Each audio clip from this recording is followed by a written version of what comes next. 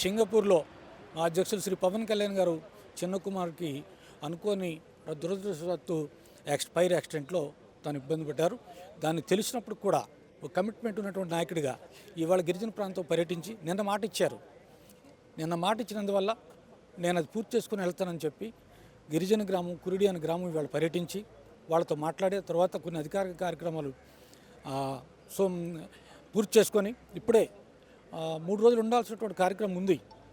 ప్రత్యేకంగా ఇవాళ ఎక్కువ టూరిజం పైన మాట్లాడాలి. 4 గంటలు దాదాపు సదస్సు అది కూడా క్యాన్సిల్ చేసుకొని ఉత్తరాంధ్ర జిల్లాలో ఉన్నటువంటి మన జనసేన పార్టీ శ్రేణులతో రేపు మాట్లాడాలనుకున్నారు. అలాగే ఎన్డీఏ 3 జిల్లాల్లో ఉన్నటువంటి ఎన్డీఏ పార్టీల తాలూకా ప్రతినిధులు ఎమ్మెల్యేలు ఎంపీలతో వారితో కూడా మాట్లాడాలనుకున్నారు.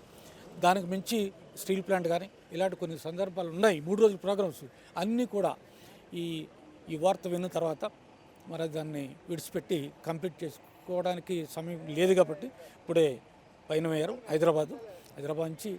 భగవంతుడి దయ వల్ల బాబు బాగున్నారనేటువంటిది, క్షేమంగా ఉన్నారనేటువంటిది సమాచారం సింగపూర్ నుంచి ఇందాకే వచ్చింది. మా పార్టీ క్యాడర్ అందరూ కూడా ఆ విషయం చాలా వారు పార్టీ క్యాడర్ మా వాళ్ళందరూ కూడా పొద్దుటి నుంచి కొంత ఆందోళనకు గురయ్యారు. ఆ ఆందోళనకి ఎవరు గురవలసిన అవసరం లేదు. భగవంతుడు మనకు సాయం చేస్తున్నారు. ఓ మంచి మనిషి పవన్ కళ్యాణ్ గారు, ఆయన్ని కుమారుడికి భగవంతుడు ఖచ్చితంగా మంచి చేస్తుంటారు. బాగున్నారు కాబట్టి సంతోషం.